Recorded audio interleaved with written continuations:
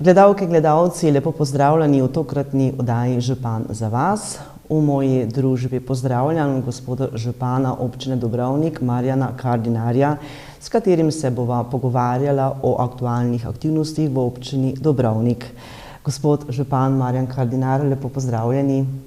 Lepo pozdravljeni in pozdravljeni seveda vse gledalke in gledalci pri TV sprejemnikih. Torej ja, smo v dvojezični občini Dobrovnik, ki se pogovarjamo slovenski, madžarski, tudi romski.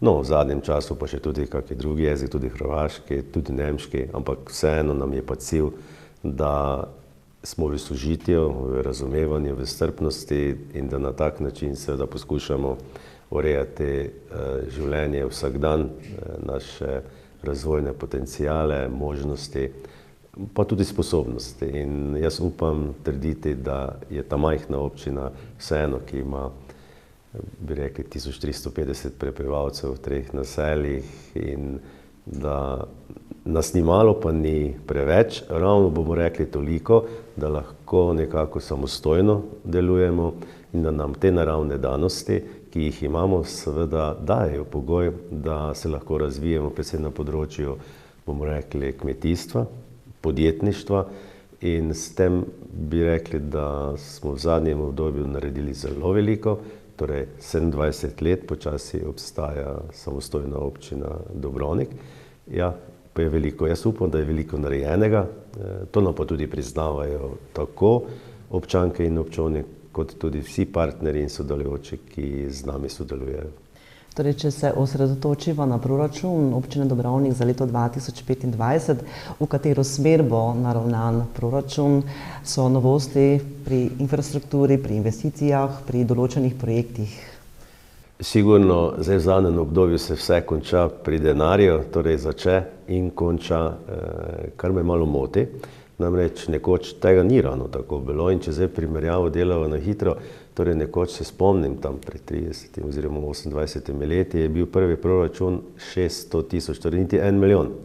In seveda zadeve rastejo, spreminjajo se in toliko teh vseh sprememb, tudi seveda smo primerjalno dobili več denarja, torej primerni porabi strani države, tudi seveda glede na sposobnost občine pri pridobivanju nepovratnih sredstev, lahko ocenjujemo uspešnost seveda našega dela po zaključnem računu. Je pa res, da pa je proračun tisti, ki nam daje seveda možnost planiranja, možnost mogoče tudi več želja, na koncu pa je pač tista realna slika zaključni račun.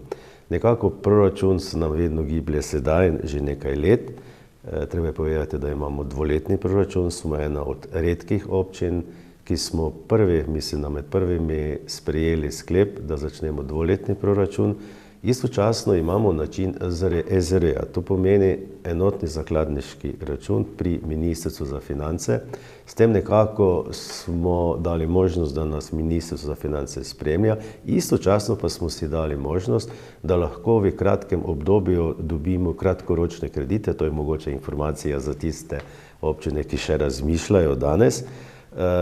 Začetka je bilo nekaj v smislu tega, da pač se bojiš, da te država spremlja, kontrolira, ampak ni tako. Torej, država je ravno tista, ki nas res spremlja in da skupaj sodelujemo in da potem iščemo rešitve, koliko včasih pride do kakšnih finančnih težav. No, zaenkrat, če to ni bilo, smo pa imeli v 2 primerih, ko smo resnično zaradi projektov rabili hitro kratkoročni kredit, no in to se je zgodilo v 3 dneh, kar seveda v drugačnem primeru ni, ker moraš imeti postopek pridobivanja ponudb in šele takrat potem seveda najugodnejšega ponudnika, torej banko, ki ti ponuja kratkoročni kredit, pa dobiti soglasje seveda od države. Torej, to je prednost, seveda tudi tukaj moraš pridobiti vsa soglasja, vendar gre za krajši rok in poenostavljen.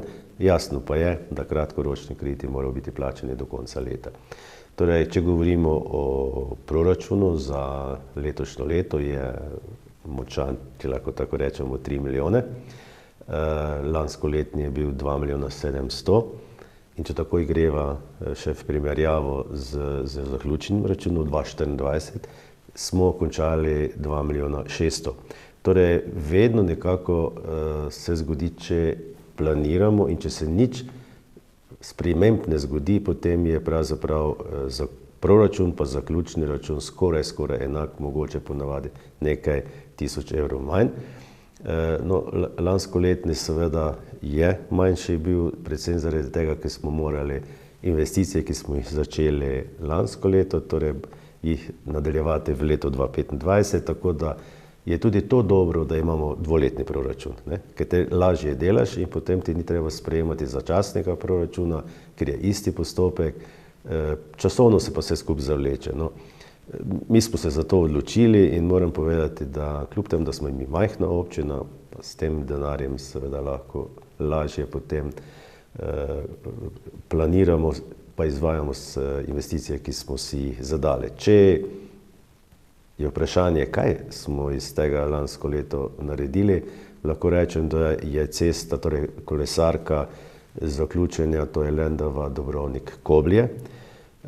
Seveda smo pa v letošnjem letu dodatno zaključili še v tej liniji romsko kolesarsko, mimogrede, ki bo otvoritev naslednji teden.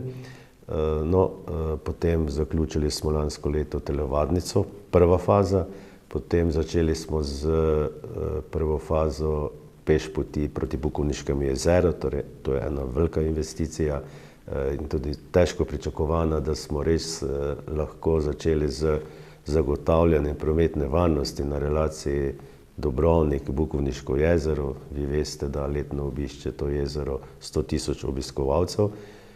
Seveda je to veliko prometa, veliko pešcev, veliko kolesarjev in zaradi tega je seveda treba potem zagotoviti to prometno varnost. No, ta investicija se bo končala v letošnjem letu. Potem smo v lanskem letu še nekaj investicij, ki jih seveda nadaljujemo še letos in opremili smo se z stroji, namreč glede na to, da smo res turistična občina, potem seveda želimo, da so tudi naša infrastruktura urejena, s tem pa rabimo seveda dodatna dela, včasih je zelo težko dobiti pogodbene podjetja, ki nam urejajo, vzdržujejo okolico. Mi smo se odločili za svojo pot, tako da smo nabavili tudi nekaj strojev in lahko rečem, da smo znotraj Zavoda za okolje in turizem je oddelek komunale, ki pa potem skrbi za okolje, za urejenost okolja, zato smo seveda nabavili stroje in istočasno seveda za te stroje smo morali garaže postaviti, kar je prav, stroji morajo biti urejeni, torej čez zimo, sicer ko rabimo za pluženje snega, ki ga, hvala Bogu, ali pa žal, ni bilo veliko, tako da je nekako to tista zgodba, ki smo jo v lanskem letu investicijsko imeli, seveda še nekaj dodatnih zadev, torej zasadili smo nekaj dreves, naj povem, da smo končali v letošnjem letu z 120 sadikami, tudi zaradi 120 let Turistične zveze Slovenije. To so neke zgodbe, ki sledimo, seveda tudi aktualni zgodbi razvoja turizma, ne samo v občini Dobrovnik, ampak po Pomurju oziroma v Sloveniji. Torej, občina Dobrovnik tudi sodeluje z madžarsko narodno skupnostjo, občine Dobrovnik, torej katere aktivnosti vas povezujejo? Sigurno je, ker smo na dvojezičnem področju, je narodnostna politika zelo pomembna. Jaz moram povedati odkrito, da smo v preteklosti fantastično sodelovali in da smo nekako poslanstvo dvojezičnosti razumeli kot odgovornost, kot sožitje, kot sicer dveh narodnosti in romske skupnosti, vendar seveda v zadnjem obdobju pa je prišlo do malo drugačnega razumevanja, to vidimo tudi pri drugih občinskih narodnostnih svetih, predvsem zaradi tega, ker je prišlo do menjave generacij in seveda mlada generacija razmišlja malo drugače in to bomo morali tudi začeti verjetno sprejemati. Seveda pa se mlada generacija mora zavedati, eno so pravice, drugo so pa dolžnosti, torej odgovornosti. No. Je bilo in moram povedati odkrito, da me je žalostilo, ne, da je prišlo pri nas tudi do malo napačnega razumevanja tako vodstva madžarske narodnosti kot tudi nekaterih članov madžarske narodnostne skupnosti, torej sveta. Torej v pojmovanju podpisa pogodbe o sofinanciranju, ki je zakonsko določeno, ki je seveda tradicionalno že nekaj let, torej od začetka, torej ko dobimo sredstva za narodnostno poslovanje, gre za narodnostno poslovanje v občini Dobrovnik, ki z odločbo potem se dogovori občina in madžarska narodnostna skupnost, da en delež, torej v našem primeru 70%, se potem letno nameni po pogodbi in je tudi sklep občinskega sveta tako v proračunu, da se to dodeli madžarski narodnostni skupnosti za njihovo delovanje, torej za narodnostno dvojezično poslovanje, 30% pa ostaja v proračunu občine Dobrovnik za enako, torej za dvojezično poslovanje. In to ni nobene dileme. Tista želja, da bi se naj 100% vse sredstva nakazala narodnostni skupnosti, ne zdrži, zato ker ne more zdržati, ker so to sredstva za dvojezično poslovanje. Sredstva, ki pa bi se jih mogoče madžarska narodnostna skupnost želela za investicije, so pa drugi razpisi in je tukaj, moram povedati, tudi sama država prišla v neko težavo pojmovanja in mi smo predlagali, da se to naj loči, torej za delovanje dvojezičnosti ločeno in za investicije ločeno. Sicer za večje investicije ja, že sedaj je, ampak že tukaj v tem primeru enako. Ne? Ker drugače seveda si vsak po svoje to razlaga in potem verjetno pride do različnega pojmovanja. Ampak hvala Bogu, to smo končali in podpisana je pogodba in sredstva so nakazana, tako da upam, da bo vse naprej delovalo tako, kot treba. So se pa seveda na koncu tudi nekako odločili, da bodo predlagali občinskemu svetu za dodatna sredstva. Ja, sigurno občinski svet je tisti, ki ima proračun v odločanju in do konca leta seveda bodo razmislili eni in drugi, kako bo naprej. Sam osebno si pa želim, in to tudi dokazujem vseh 27 let kot župan na dvojezičnem področju, da moramo zagotoviti enakost.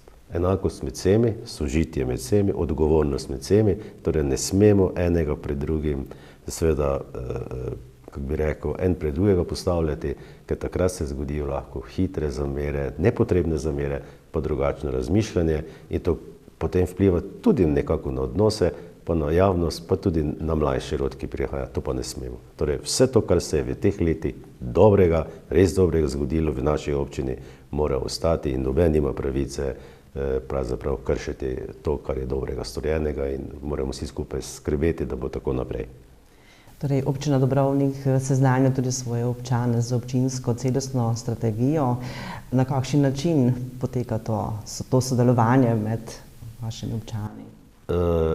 Jaz sem zagovornik seveda sigurno nekega planskega dela, ker drugače niti ne moreš. Ne? To mislim, da nam je vsem jasno in tega sem pravzaprav tudi navajen na tak način delati in tudi v naši občini imamo poleg proračuna, ki se točno ve, kaj operativno delamo vsakšo leto, mi imamo še že sprejeti drugi srednjeročni razvojni program, torej tudi do leta 2030, do leta 2040 in tudi nekatere zadeve, kaj bi se naj dogajalo do 2050. Torej, če tega ne bi imeli, pa potem občinske prostorske načrte urejene, potem danes ne bi mogli govoriti o nekaterih projektih, ki bo jih mogoče proti koncu povedala te oddaje. In s tem seveda smo si dali možnost za dolgoročni razvoj. Zato je tudi ta politika, ta odgovornost, ki je prišla ponovno, nekaj smo mi opozarjali to najprej svet regije, potem preko sveta regije skupnost občin Slovenije in potem na ministrstvo in potem iz ministrstva so komaj ugotovili, ja, da je res potrebno, torej da imamo državne prostorske plane, da imamo državne strategije, da imamo regijske strategije in da imamo občinske strategije. In hvala Bogu, ne samo en čas to pač. Nekateri ne razumejo, da je treba to najprej narediti, pa potem seveda konkretne programe in plane. Tako da imamo prometno strategijo v tem trenutku narejeno, prostorski plani se končujejo, torej občinski prostorski načrt, ker sicer trajajo 10 oziroma bomo rekli začetek že pred 12 leti, kar je žalostno, ampak hvala Bogu, da ga imamo. Nekatere občine niti enega niso sprejele, mi imamo sedaj že drugi občinski prostorski načrt, kar nam daje tudi spet ponovno možnost za pridobivanje novih partnerjev, novih projektov, ker imamo zagotovljena seveda zemljišča, tudi za razvoj, tudi za stanovanjsko politiko, ne samo gospodarsko, turizem, kmetijstvo, pa podjetništvo. In mislim, da smo vsi skupaj na pravi poti. To je tisto, kar bi želel tukaj poudariti. Torej, v mesecu marcu ste imeli 28. srečanje turističnih delavcev Pomurja, za katere priložnosti je bil organiziran ta dogodek. Ja, v bistvu ponavadi gre ta srečanje iz kraja v kraj in mislim, da je bilo enkrat v tem mojem obdobju, že v mojem času, v teh 30 letih, ja, v Dubrovniku, zdaj smo spet bili gostitelji srečanja. Jaz mislim, da smo se zbrali z celega Pomurja, z prisotnostjo predsednika Turistične zveze Slovenije.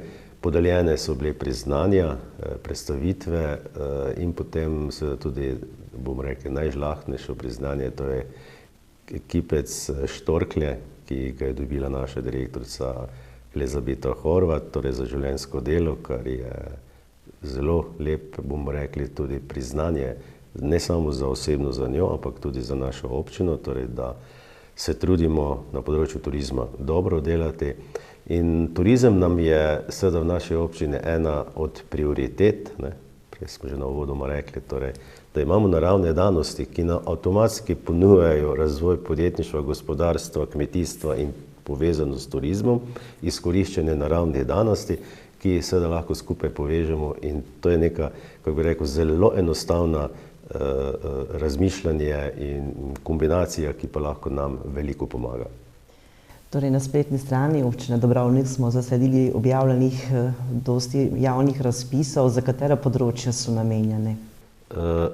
Zdaj, proračun ni samo namenjen za investicije, je namenjen za tisti del, ko ga z zakonom moramo seveda zagotoviti za proračunske porabnike, od izobraževanja, šolstva, sociale, zdravstva, komunale, seveda to je ta osnovni del. Seveda nekaj pa potem za ustanove in tako za občinsko proračun, kot za madžarsko narodno skupnost, kot za krajevne skupnosti in tudi ostale zavode, katerega smo soustanovitelji, torej v sami regiji. Seveda pa nekaj sredstev namenjamo tudi za razvoj društvenih dejavnosti, tako društev kot tudi ustanov, kot seveda tudi podjetnikov in tudi vseh, bomo rekli, tistih posameznikov, ki se ukvarjajo z gospodarstvom, torej drobnim gospodarstvom. In jaz mislim, da čeprav je naš proračun res majhen, ampak kljub temu, če pa ima podjetnik, torej posameznik, dobiti možnost od 1000 do 2 do 3000 evrov, jaz pa mislim, da je to že neka pomoč, da lažje potem seveda gospodari naprej. Še povem to, da naši razpisi ne izključujejo možnosti tudi drugih razpisov, da dobijo, ker to bi bilo nefer, ker potem bi morali kar več denarja dati. No, pa še poleg tega bi povedal, da pa skrbimo tudi za novorojenčke, da damo tudi za mlade družine za začetek zagonska sredstva za svoje stanovanje, recimo, da damo štipendije za študentom. Jaz bi rekel, da poskušamo razumeti občane, podjetja, društva, torej vse. Mogoče smo v začetku, ko smo začeli razvijati našo dvojezično občino, niti ni imeli toliko denarja. Mogoče zdaj lažje nekaj sredstev namenjamo in jaz upam in želel bi, da ta sredstva, ki jih nekateri potem dobijo, torej upravičeni, kateri se prijavijo, jaz bi rekel celo, da nikomor nismo odklonili, razen seveda, če je bila kakšna vloga, ki je bila pomanjkljiva ali pa res ni bila namenjena za tisti razpis, drugače pa mislim, da imajo pogoje, da lahko, če že so pridni, da potem dobijo vsi sredstva, ki so jim namenjena. Torej, če omeniva delovanje občine na regijskem področju, kaj bi izpostavili pri tem?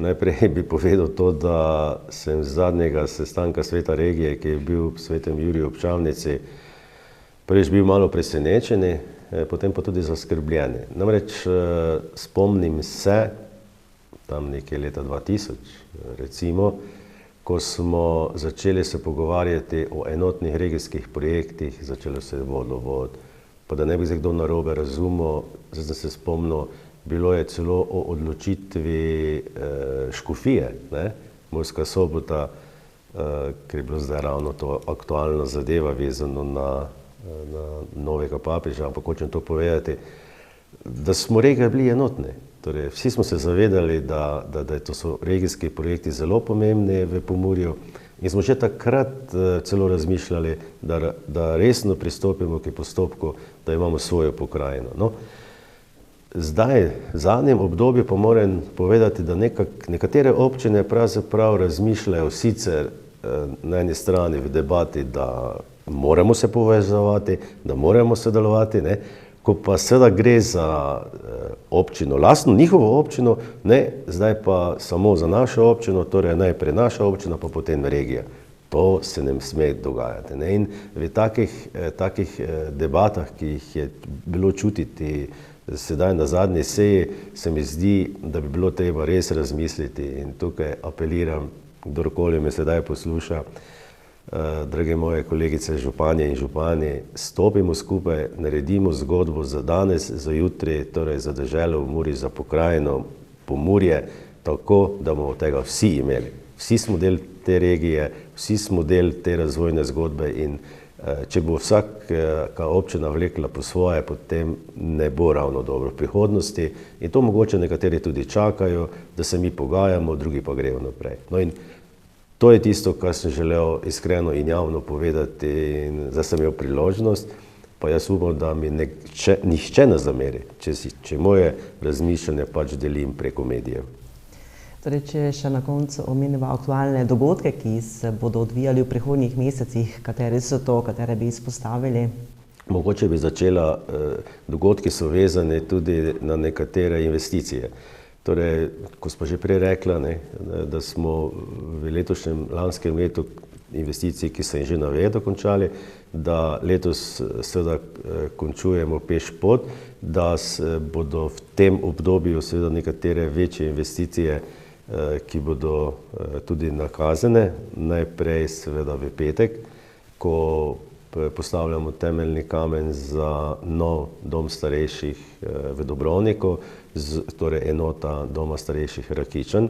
Tukaj bi izpostavil, da namreč mi smo si želeli že z neke ustanovitve občine, da bi se pogovarjali z Lendovo. Ni šlo ravno dobro v tej smeri, potem smo iskali rešitev z domom Kuzma. Žal smo se prijavili se smo in sem hvaležen takratnem vodstvu doma starejših Kuzma, vendar na razpisu nismo bili uspešni. No in potem je bil spet razpis in z približno enako idejo smo se potem prijavili z domom starejših Rakičan in bili uspešni. In v petek je kamen, temeljni kamen, ki na nek način daje potem možnost za gradnjo.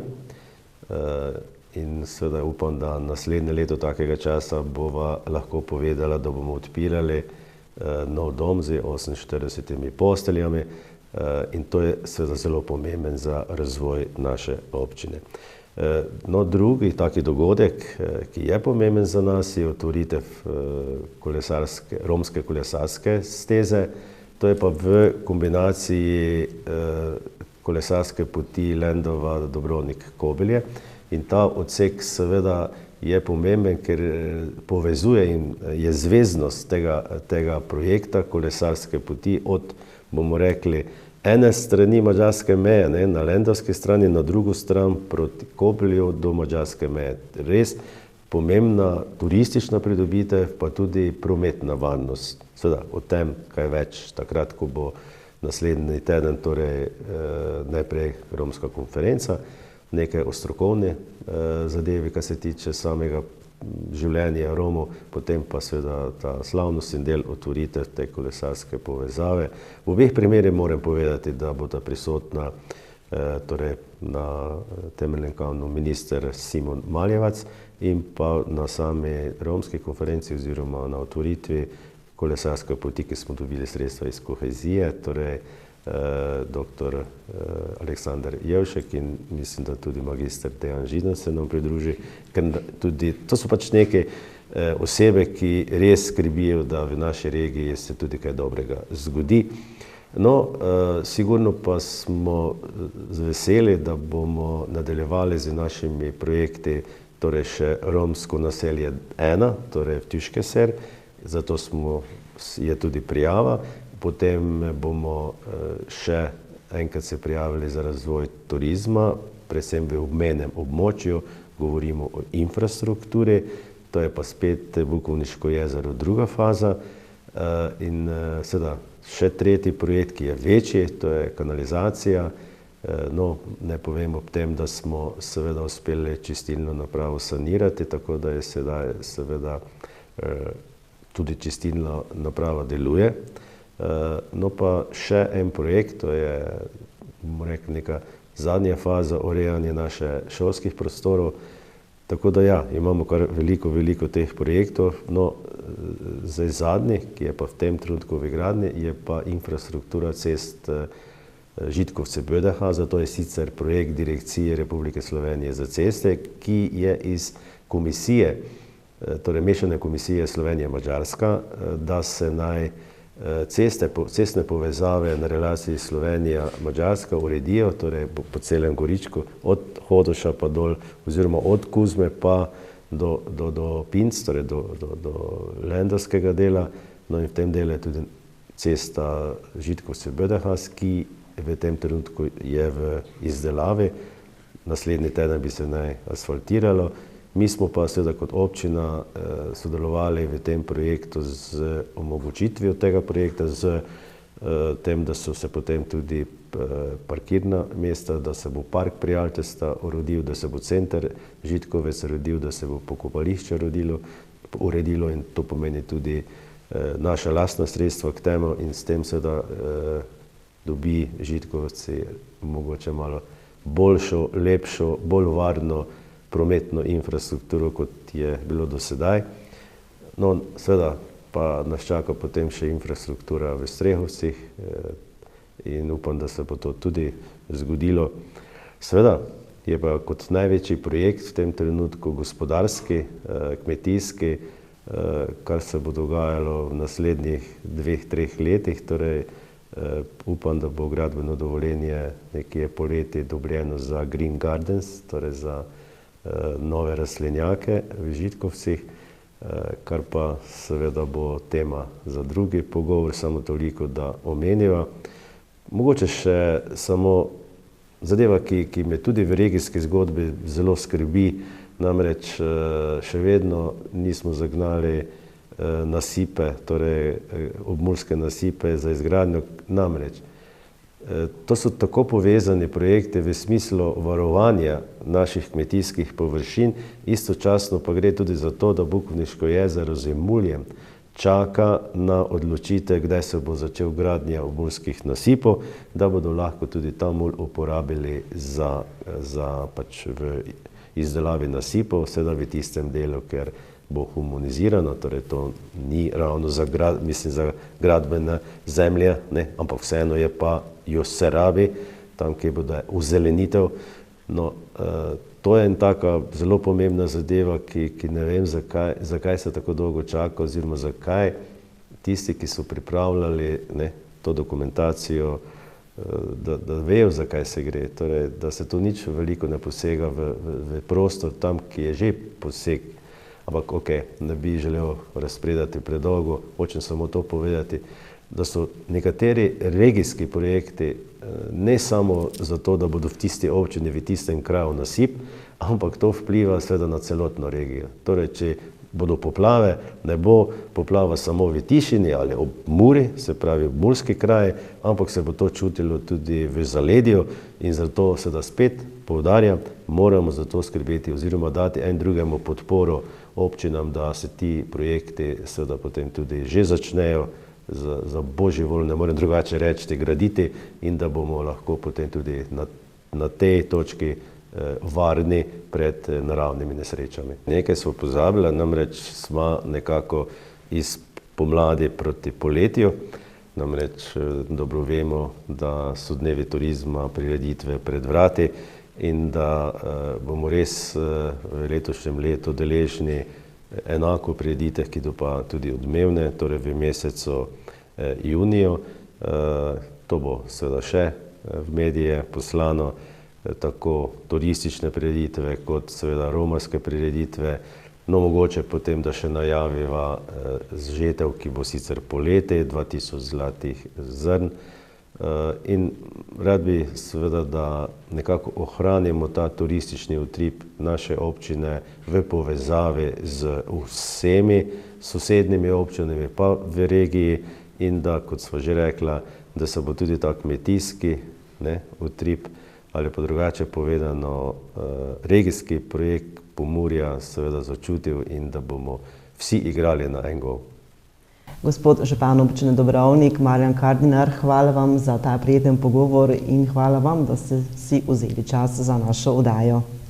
Hvala tudi vam, da ste nas obiskali in da seveda smo imeli možnost, da povemo nekaj novih, mogoče obnovimo nekaj starih zadev. Pa še enkrat, spoštovani, želim vam vse dobro in res bi želel, da v deželi v Muri ohranjamo to pozitivno zgodbo in da imamo radi celotno regijo Pomurje. Srečno in dobrodošli v dvojezični občini Dobrovnik.